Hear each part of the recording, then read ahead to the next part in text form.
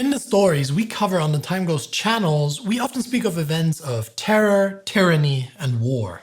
Right after World War II, as the Cold War breaks out, the tragedy of the suffering from the conflict and totalitarianism is very much on the minds of the world's population. Some things are learned from these experiences, and yet the 1950s and beyond is not the end of autocracy, oppression, and subjugation.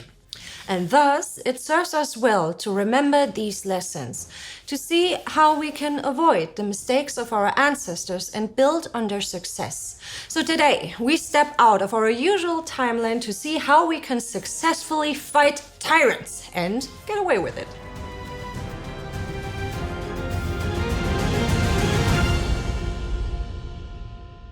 I am Sebastian Brandstetter. Hello and welcome to a special episode of War to War. After Anna and Astrid brought you a step-by-step manual on how to become tomorrow's saboteur based on the learnings of World War II anti-Nazi resistance, we are now back with our new step-by-step guide on how to identify tyrants given the lessons of World War II and the early Cold War. And I am Anna Deinhard, TimeGhost's very own tyrant.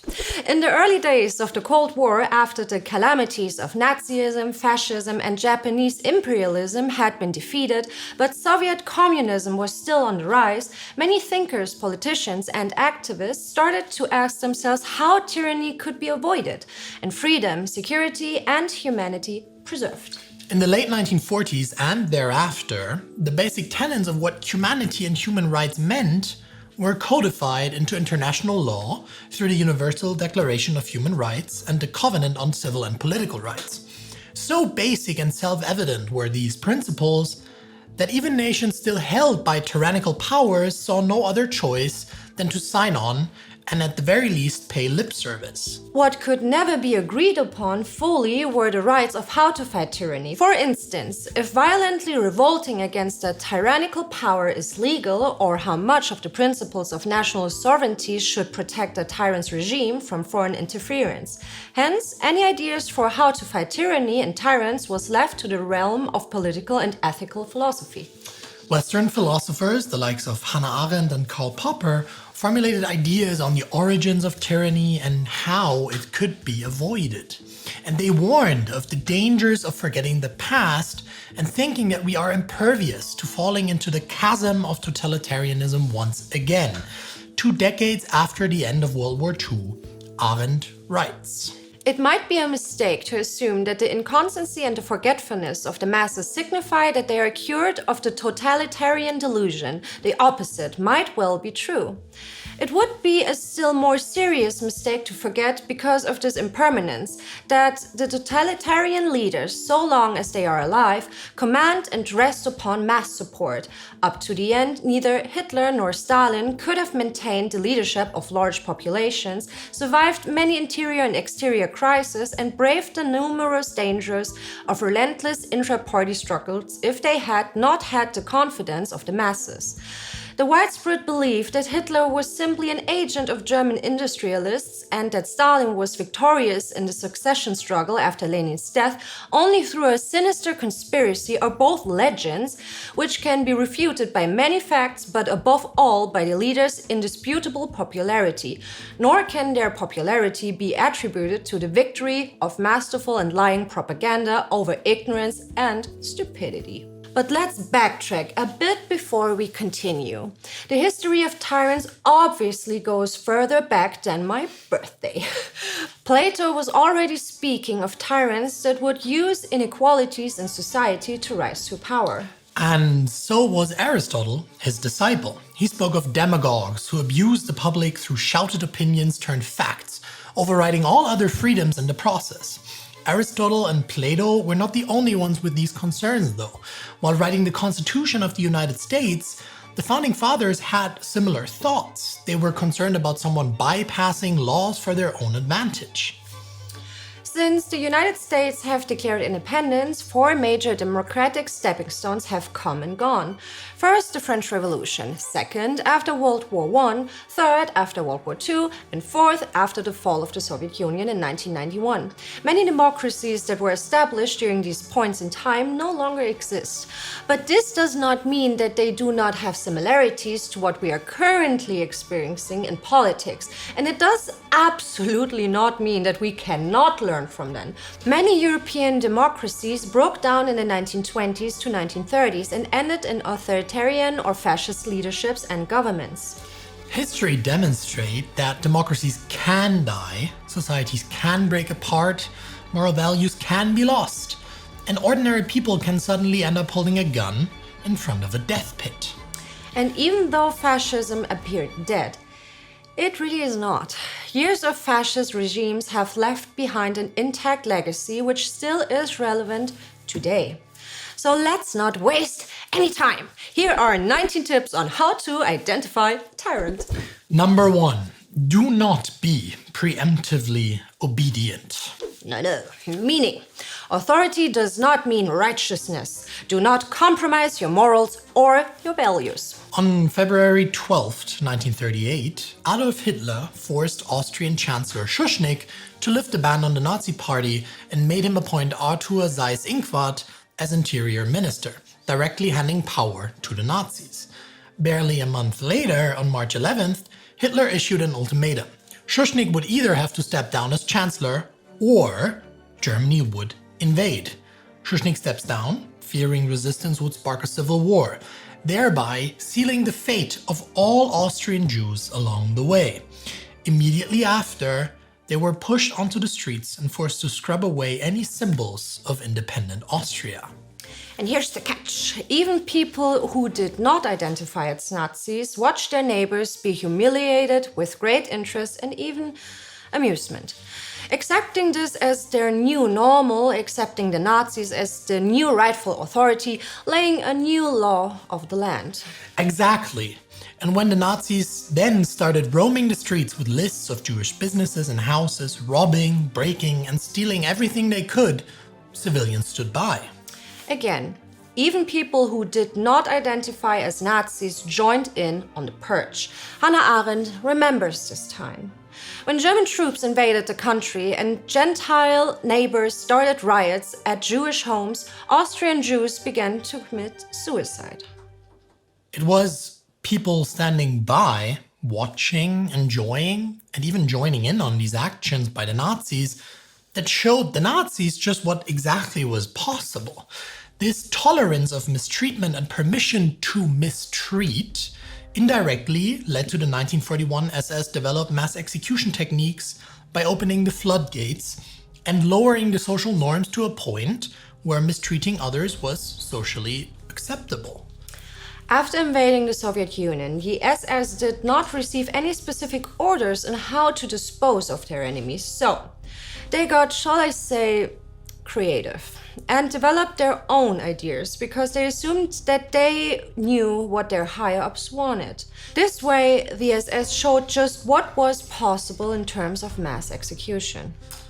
SS General Friedrich Jeckeln invented sardine packing, where people would be queued for processing in front of a pit, shot in the neck, creating a mass grave, all in the name of maximizing burial space.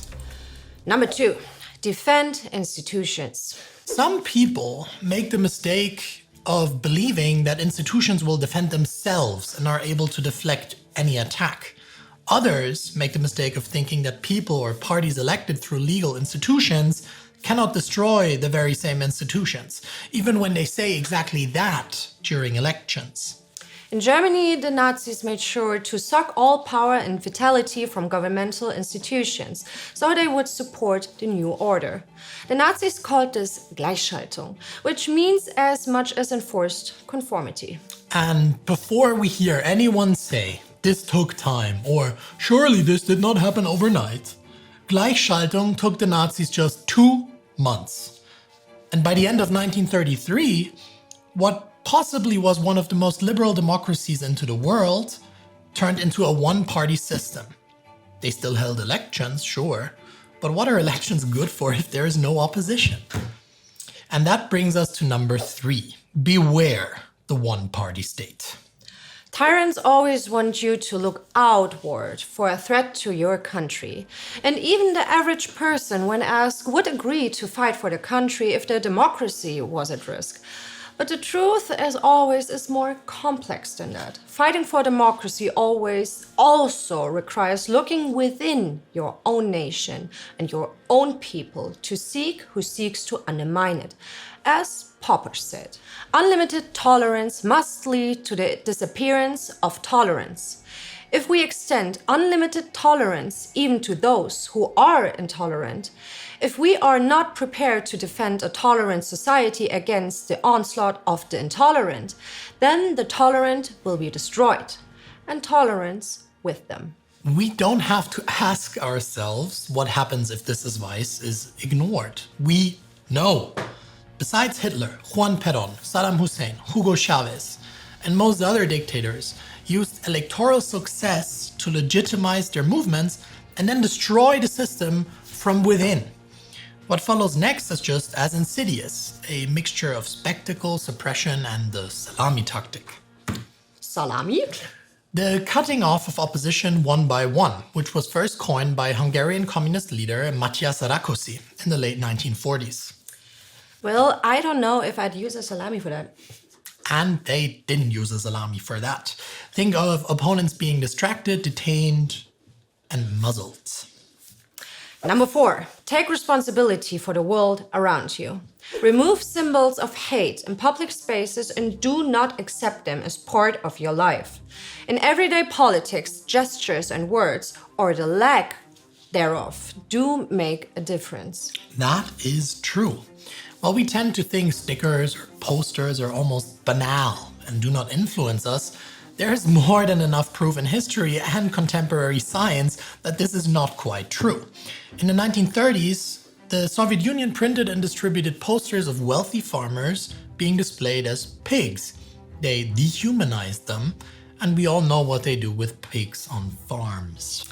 The salami analogy returns. It does. A neighbor that is displayed as a pig, soon to be a salami, is automatically prey. They are less than.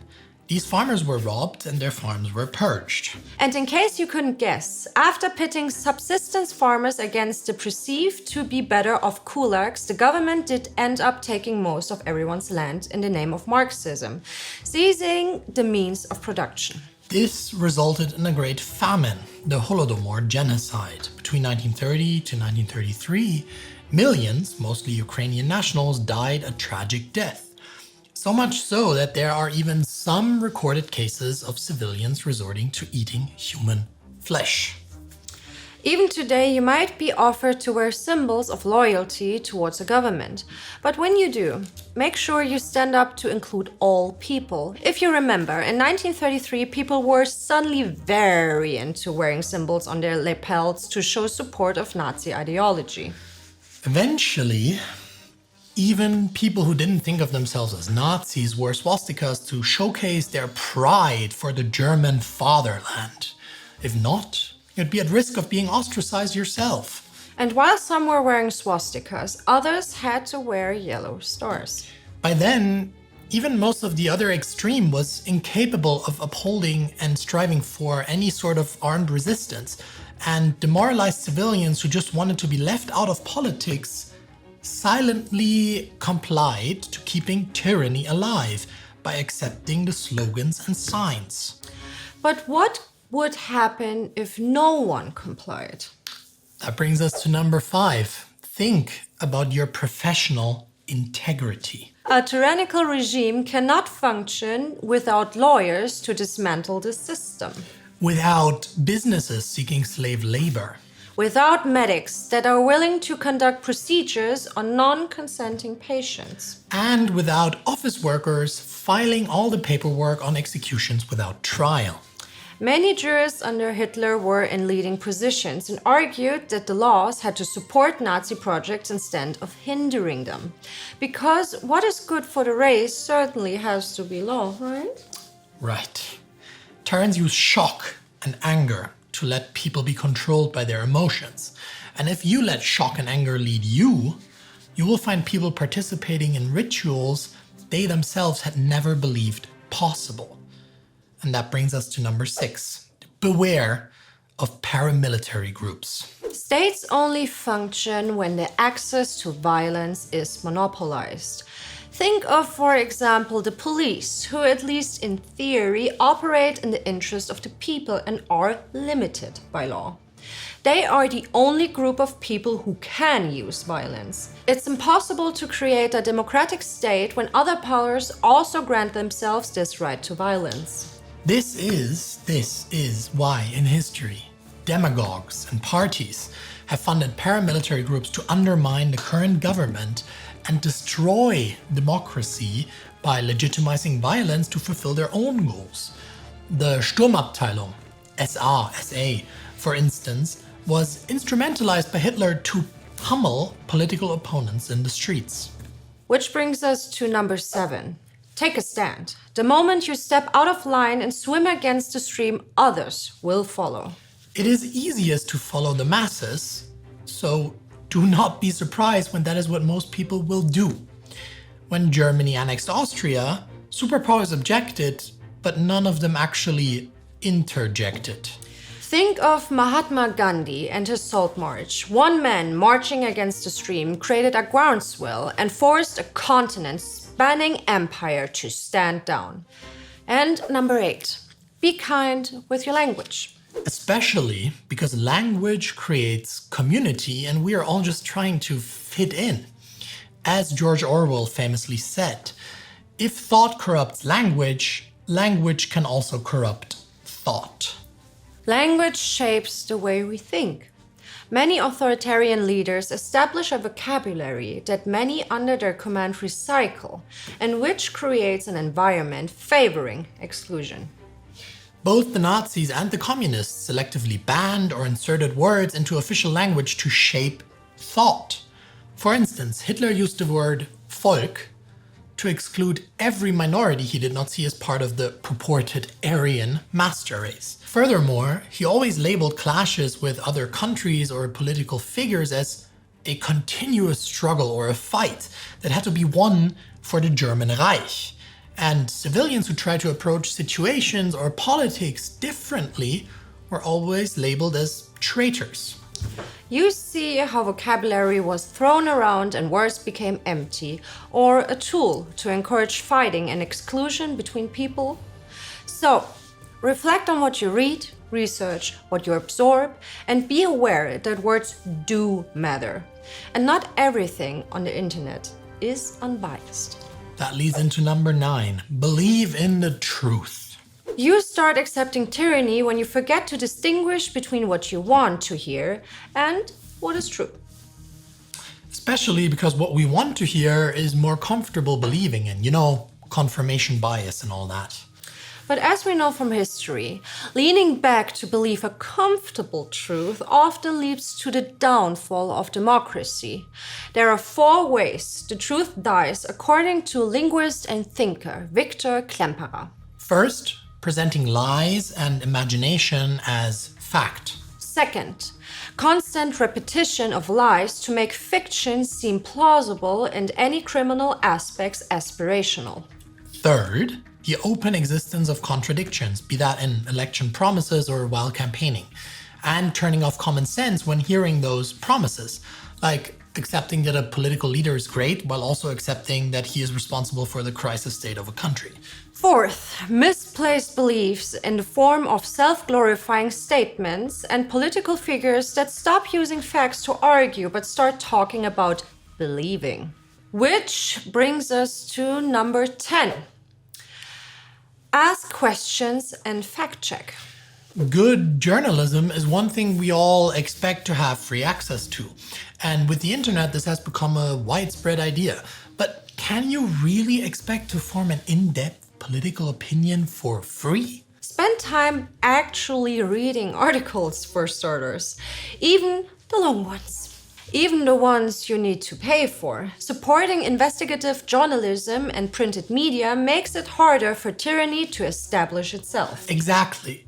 Potential tyrants will treat journalism as a threat to them, at least good journalism. Mainly because it is. For instance, during the Weimar Republic, the Meinungspresse press that only uses events to promote an already existing agenda directly facilitated the rise of the Nazis.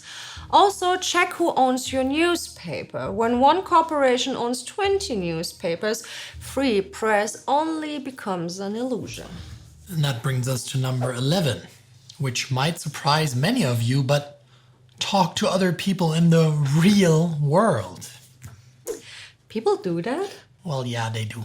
Not around here, though. No, they really don't. No. Also, it's kind of ill. Many online forums that we find ourselves using every day function as an echo chamber. The opinions you have are analyzed by algorithms, and these algorithms show us content and links which we resonate with, only showing us the ideas and opinions we want to see.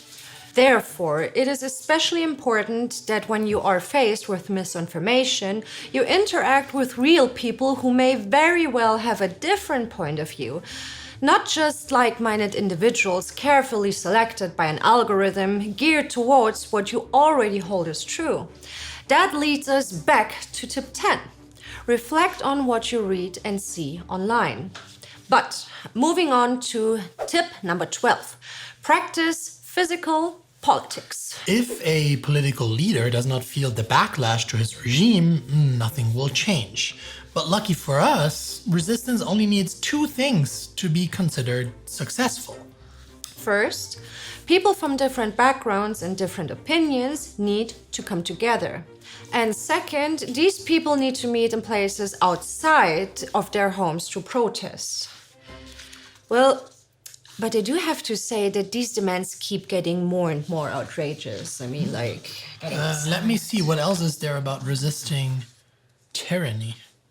Have a private life? Unbelievable. Despicable, even. Tyrannical regimes, in past and present, soon try to learn as much as they can about their citizens.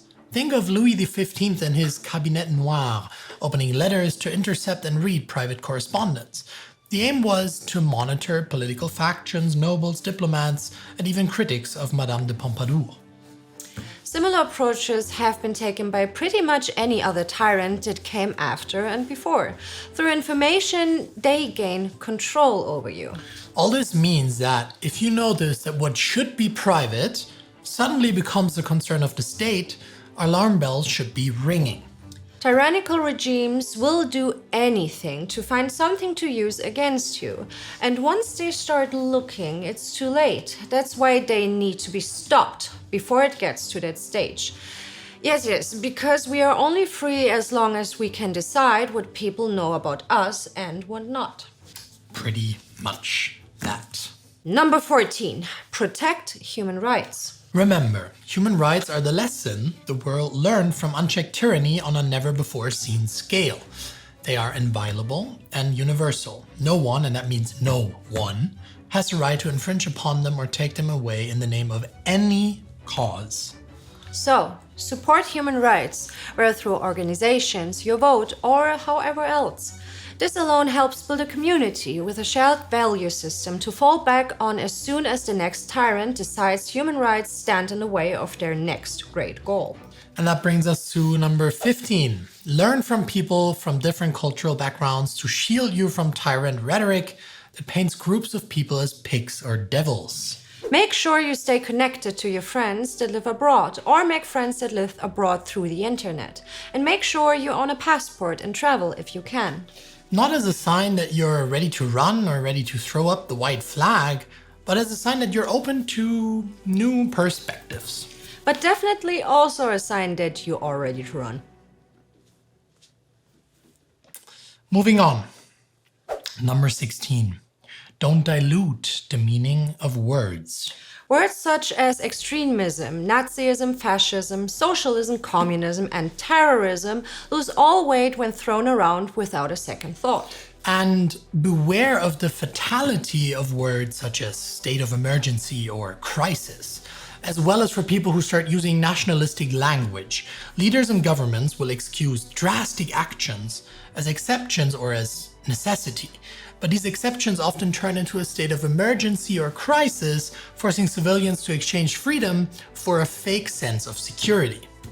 Under tyrants, swimming against the stream or stepping out of line is often titled extremism, while in reality they are distracting from their truly extremist activities. And this leads us to number 17. Remain calm when the unthinkable happens. Authoritarian governments like using terrorist attacks and other catastrophes to harden their grip on power. These catastrophes suddenly call for ending all opposition, dismissing certain laws, or limiting freedoms. And this trick is nothing new. In fact, it's one of the oldest tricks even in Hitler's book. On the 27th of February 1933, the German Reichstag started burning.